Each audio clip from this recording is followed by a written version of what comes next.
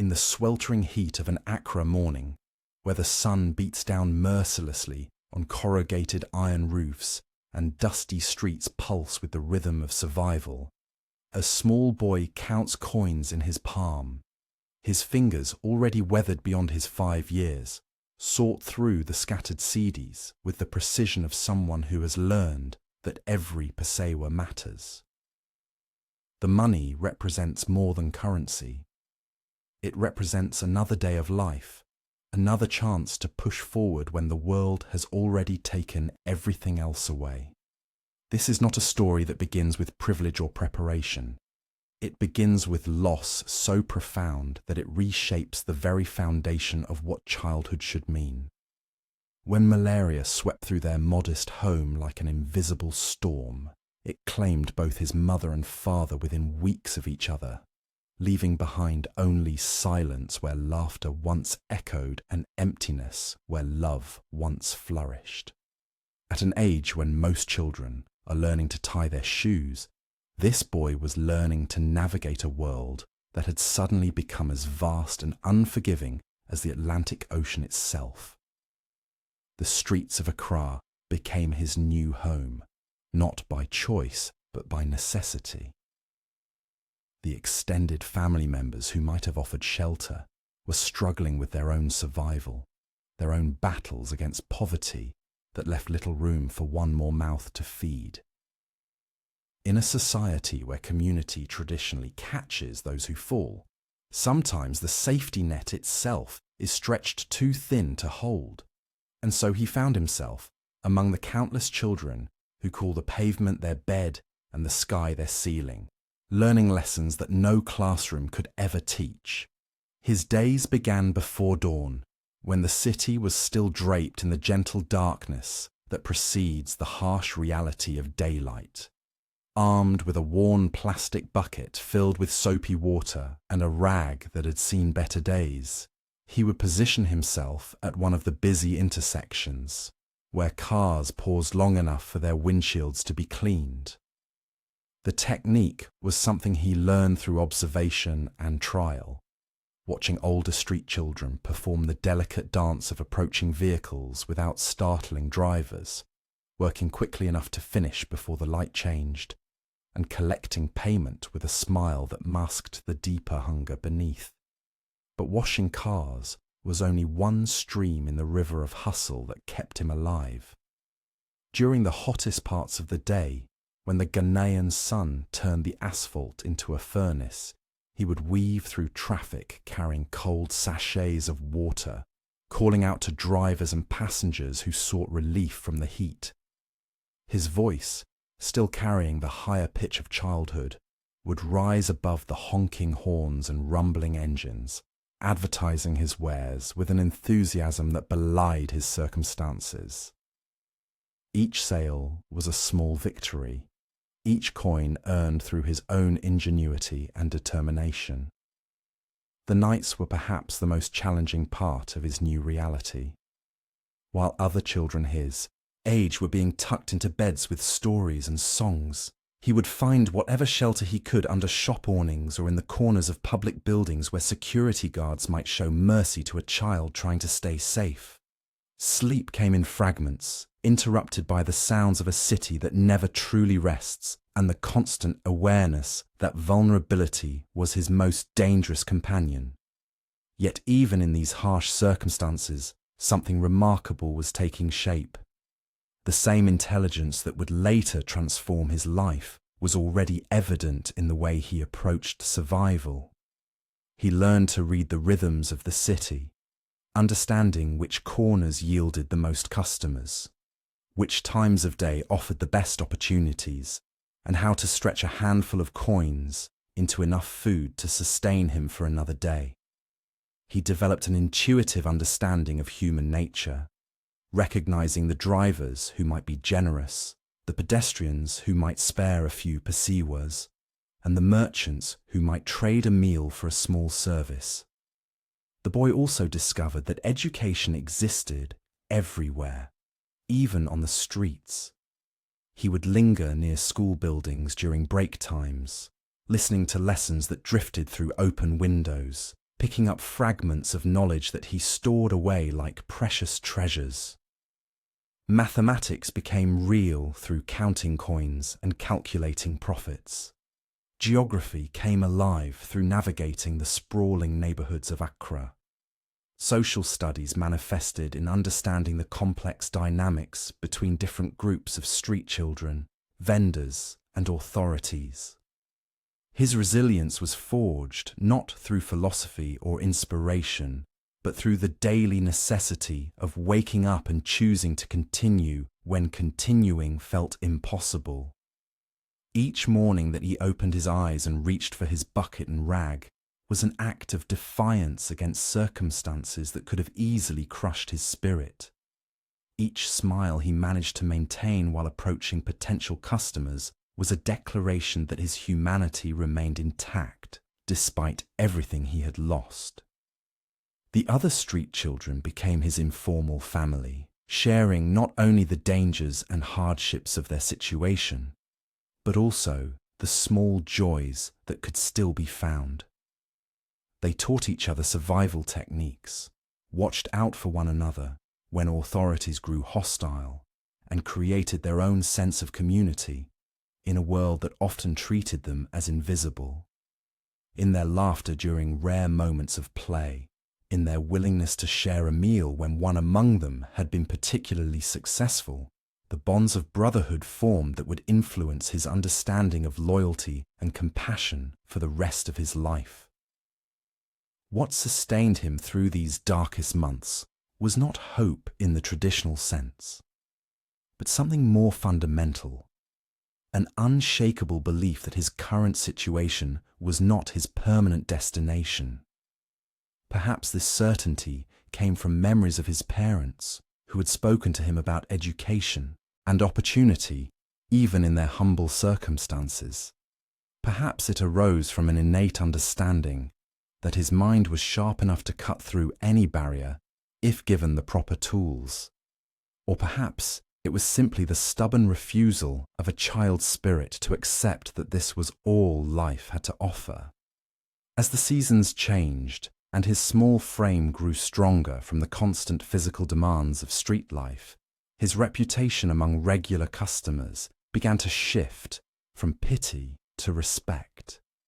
Drivers started to recognize him, not just as another child seeking handouts, but as a reliable young entrepreneur who took pride in his work and conducted himself with dignity that transcended his circumstances. This recognition would prove to be the foundation upon which everything else would eventually be built. The intersection buzzed with the chaos of morning traffic. Cars crept forward in the humid Accra heat, their engines idling as exhaust mixed with the scent of red dust and frying plantains from nearby vendors.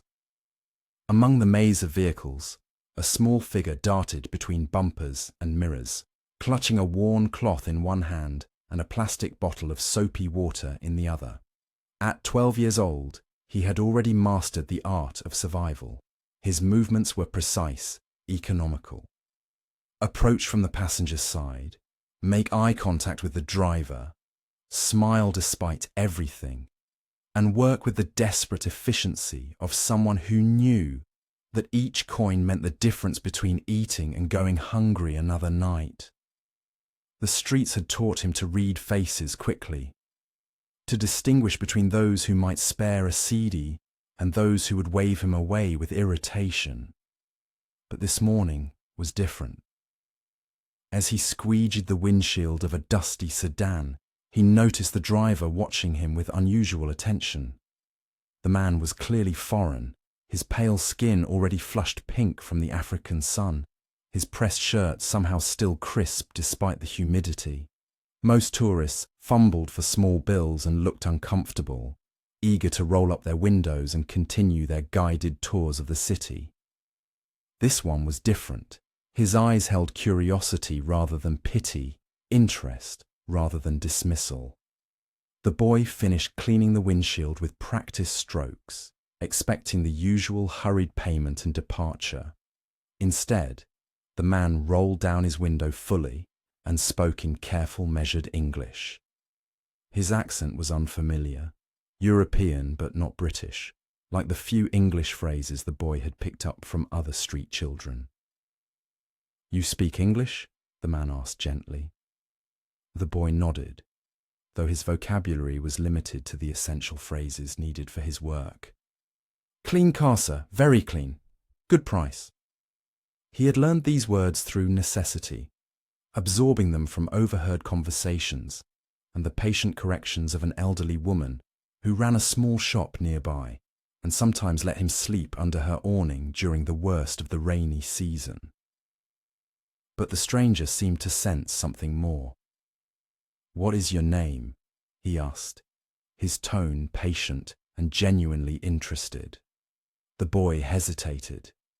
Names were precious things on the street, often the only possession that couldn't be stolen or lost.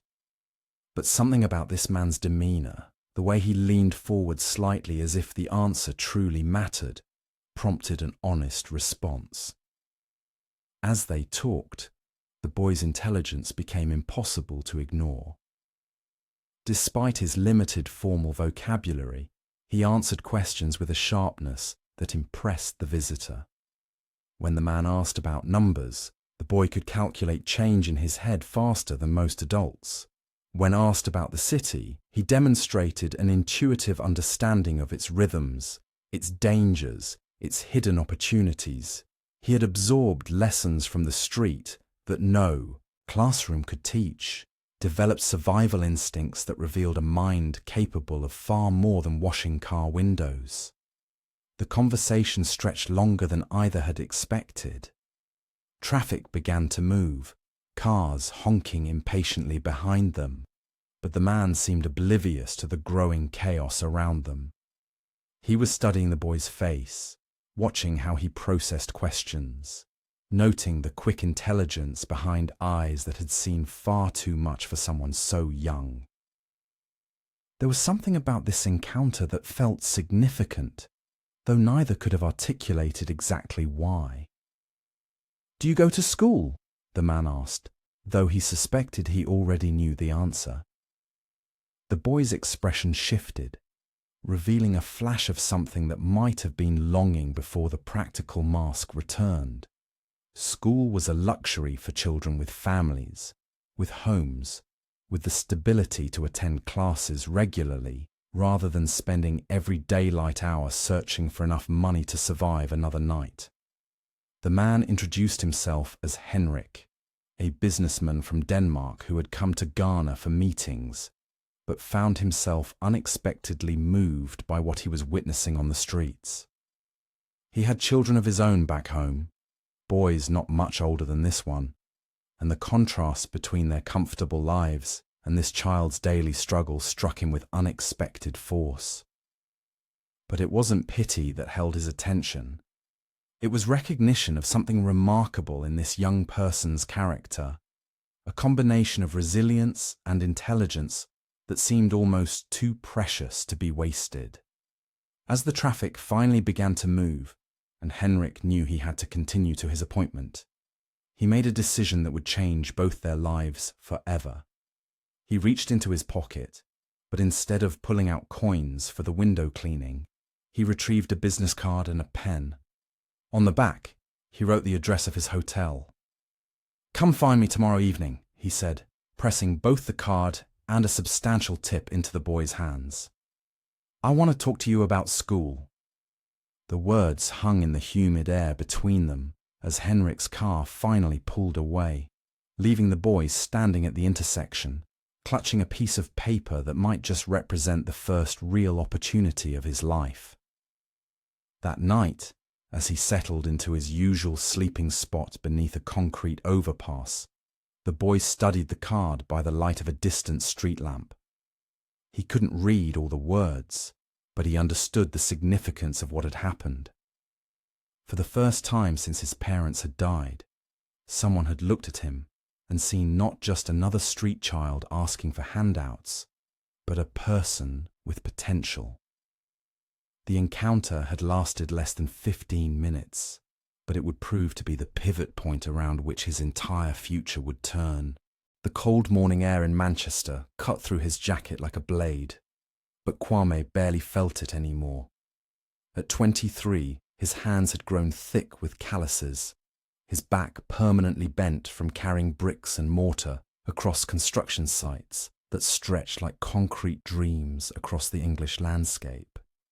Yet every evening, as the sun set behind the skeletal frames of half-built towers, he would wash the cement dust from his fingers and walk 20 minutes to the community college where numbers and financial theories waited for him under fluorescent lights. This was his rhythm now, this delicate dance between surviving and striving. The other bricklayers would head to the pub after their shifts, their laughter echoing through the narrow streets of working-class Manchester. But Kwame had made a different choice. In his small bedsit apartment, textbooks on corporate finance and property investment were stacked beside work boots caked with mud. The contrast was stark, almost absurd, but it represented something profound. Every page he turned in those books was a step further from the streets of Accra, where he had once slept under shop awnings, counting coins for his next meal. The decision to leave Ghana had not been easy. After completing his secondary education through the scholarship that had saved his life, he faced a crossroads that many young Africans know well. He could remain in familiar surroundings, perhaps find work in Accra or Kumasi, build a modest life on the foundation of his hard-won education. Or he could venture into the unknown, carrying nothing but hope and the fierce determination that had sustained him since childhood. The choice, when it came, felt inevitable. Britain represented possibility, a place where merit could overcome circumstance, where a boy who had sold water bottles in traffic could reimagine himself entirely. His arrival at Heathrow Airport had been both triumphant and terrifying. The immigration officer who stamped his passport could never have imagined the journey that had brought this young man to her window. The foster family that had taken him in during his final years in Ghana had pooled their resources to help with his airfare.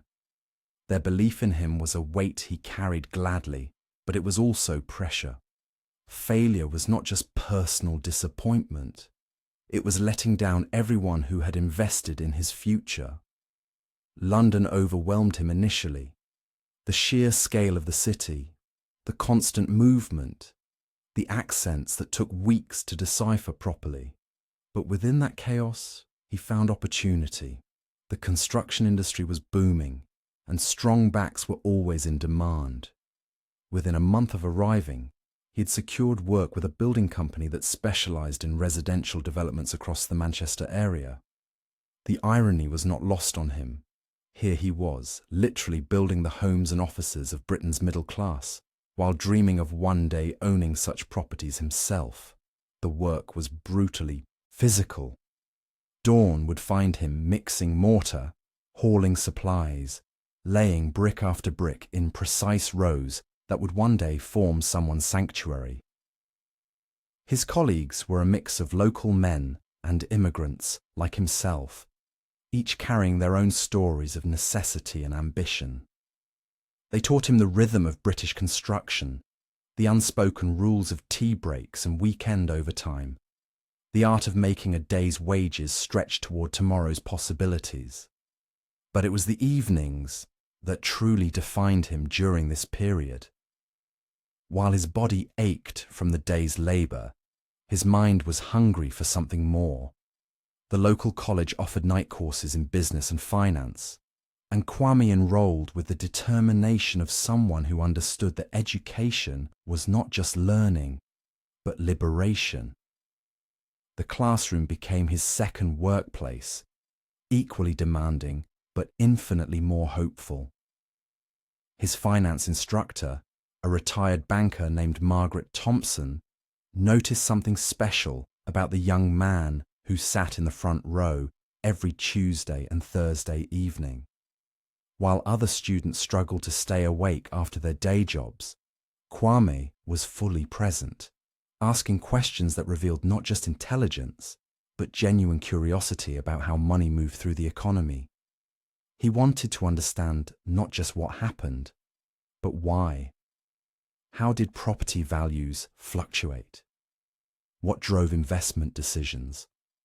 How could someone with limited capital begin to build wealth? These questions were not academic for him. Every morning on construction sites, he watched buildings rise from empty lots, understanding viscerally that real estate was about transformation, about taking raw materials and creating spaces where life happened. He began to see connections between the physical work of his days and the financial theories of his evenings. Property was not just shelter. It was an asset class, a vehicle for creating and storing value. His small apartment became a library and laboratory combined. Financial newspapers competed for space with textbooks. He created spreadsheets tracking property prices in different Manchester neighbourhoods, trying to identify patterns and opportunities. On weekends, instead of resting, he would walk through areas undergoing development, observing which types of properties were being built, who was buying them, what amenities drove demand. The other workers began to notice his unusual habits. While they respected his work ethic and reliability, they found his ambitions both admirable and slightly bewildering. Why study so hard? Why not enjoy the fruits of honest labour? But Kwame carried within him the memory of hunger, of uncertainty, of nights when tomorrow was not guaranteed. He could not afford the luxury of contentment. Every day of stability was a gift to be maximised, every opportunity for learning a chance to ensure that poverty would never find him again. As months turned into years, his understanding of both construction and finance deepened. He could read architectural plans as easily as balance sheets. He understood the relationship between location, demographics, and property values. More importantly, he was beginning to see gaps in the market, opportunities that others missed because they lacked his unique perspective, bridging manual labour and financial theory. The foundation of his future empire was being laid, brick by brick, both literally and metaphorically, in those Manchester streets where dreams and pragmatism walked hand in hand through the English rain. The conference room was silent except for the scratch of his pen against paper. 28 years old, sitting across from bankers who had never slept on concrete, he signed the documents that would either launch his empire or destroy everything he had built. His calloused hands, still bearing the memory of mixing cement and laying bricks, trembled slightly as he committed his life savings to a vision that existed only in his mind. This was the moment when years of washing cars in Accra, nights spent studying finance textbooks by streetlight, and dawn shifts on London construction sites would either prove their worth or reveal themselves as beautiful delusions. The loan officer looked at his application one more time. A Ghanaian immigrant with a construction background, seeking capital to purchase residential properties in East London. The numbers were modest by industry standards, but they represented everything he had accumulated through 7 years of systematic sacrifice. Every pound saved from his bricklaying wages, every penny earned from weekend demolition jobs, every coin collected from washing dishes in restaurants after his university classes. The bankers saw risk in his unconventional path. He saw the mathematical certainty of London's housing shortage meeting his intimate understanding of property values learned from the ground up. His business plan was written in the same methodical handwriting that had earned him scholarships and degrees. 3 small residential properties in emerging neighbourhoods, targeting first-time buyers and young professionals priced out of central London. While other developers chased luxury markets and commercial complexes, he identified the hunger for affordable, quality housing among people whose stories mirrored his own. Immigrants working multiple jobs to establish themselves. Young families stretching every pound to own something permanent. Students and professionals seeking dignity in their living spaces without surrendering their financial futures. The foundation of his strategy rested on lessons learned from sleeping in doorways and observing the city from its margins.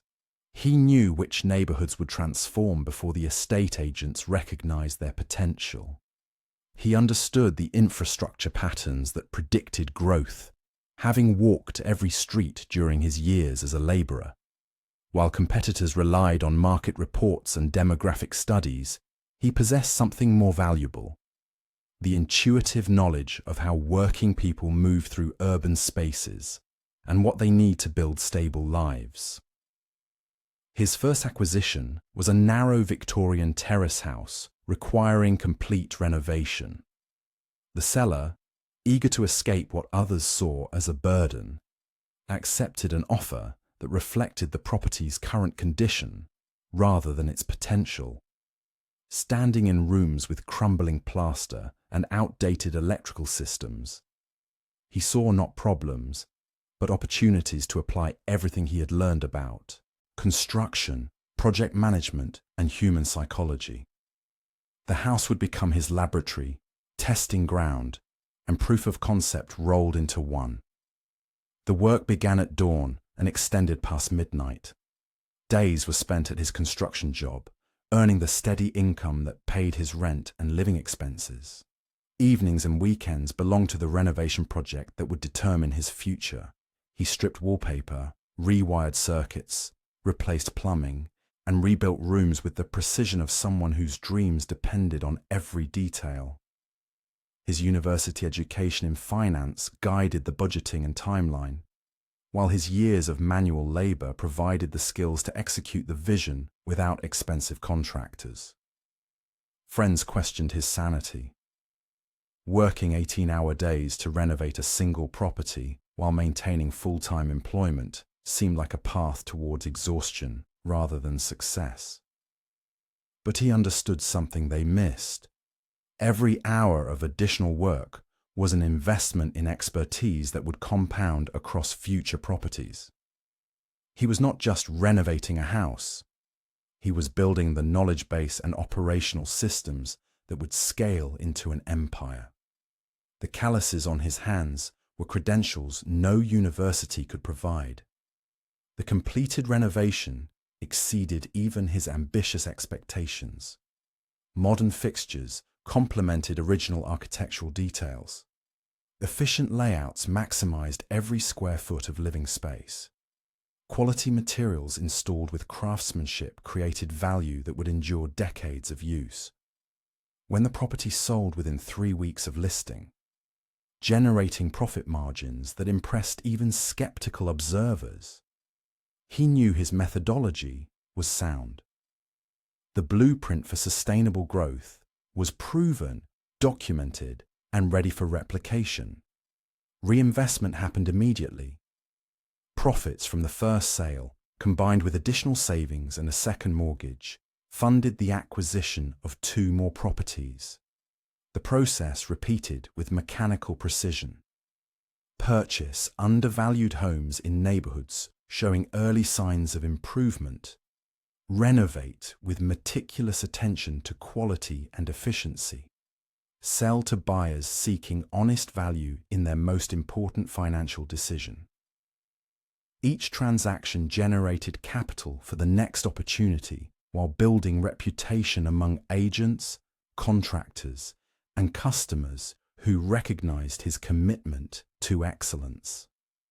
Within 18 months, his small real estate company employed 3 full-time renovation specialists and maintained relationships with a network of trusted subcontractors. The operation had evolved from personal hustle into systematic business, generating consistent returns through disciplined execution of proven strategies. Banks that once viewed him as a risky prospect now competed to offer him investment capital. Property agents brought him opportunities before they reached market listings.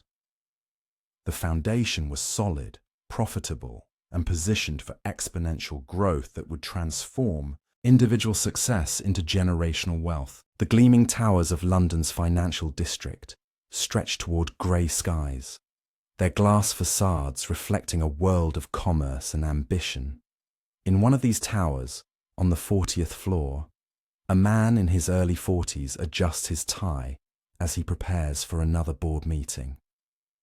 His office walls display architectural renderings of properties across 3 continents, certificates of achievement, and photographs of groundbreaking ceremonies. But tucked discreetly behind his mahogany desk sits a small, weathered photograph that tells a different story entirely. The boy in that faded image stands barefoot on dusty Accra streets, his clothes patched and repatched, his eyes holding an intelligence that poverty could never diminish.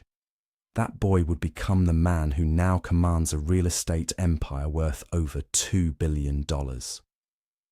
Yet every morning, when he arrives at his corner office, he touches that photograph and remembers exactly where his journey began. His empire spans residential developments in Ghana, commercial complexes across West Africa, and luxury properties throughout Europe. His company employs thousands, provides housing for hundreds of thousands more, and has transformed entire neighborhoods from neglected areas into thriving communities. The numbers tell one story, but the man behind them tells another entirely. At 40 years old, he has achieved what financial analysts call impossible odds. Starting with absolutely nothing, not even parents to guide him, he built his fortune through a combination of raw intelligence, unrelenting work ethic, and an ability to see potential where others saw only problems. His company's portfolio includes everything from affordable housing projects in Kumasi to high-end developments in Manchester, each property reflecting his philosophy that good housing should be accessible regardless of economic background. His typical day begins at 5 a.m, not because success demands it, but because old habits from his childhood never left him.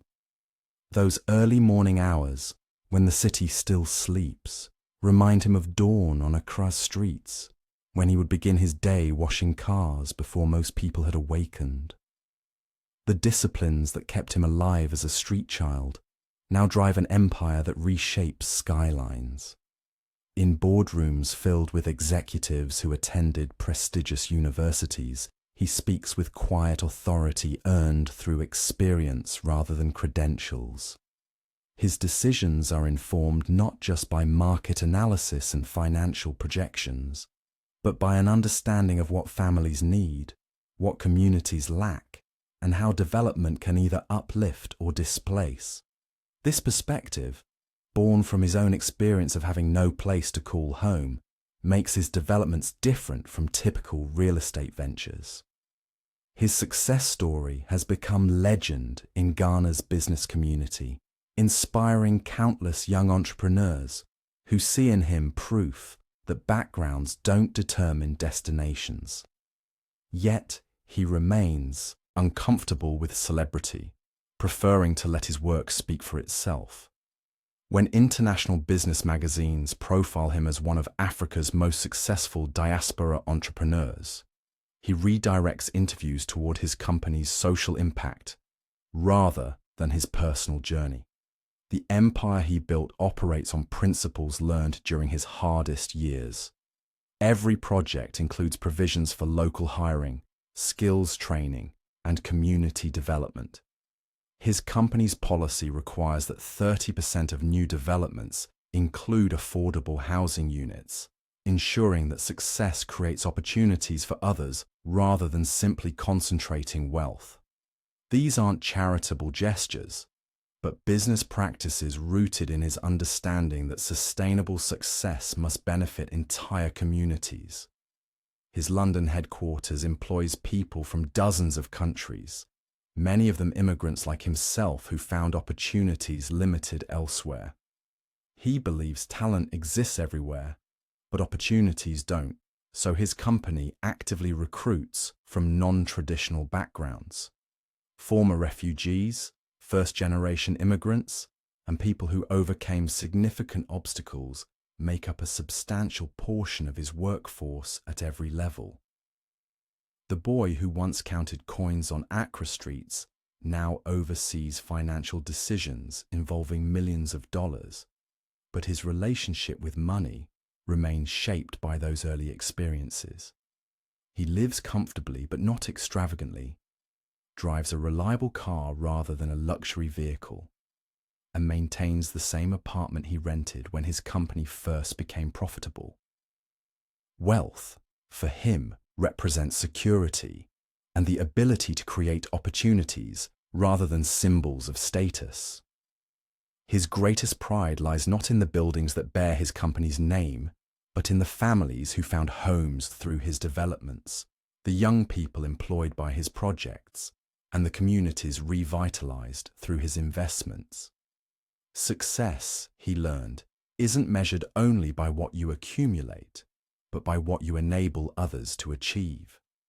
Standing in his office, reviewing plans for a new development that will provide housing for 5,000 families, he embodies the transformation possible when intelligence meets opportunity, when determination encounters support, and when success remembers its responsibilities. The empire built from nothing stands as testament to human potential, but more importantly, as a foundation for lifting others who still count coins on dusty streets, dreaming of something more. The photograph on his desk serves as both reminder and promise.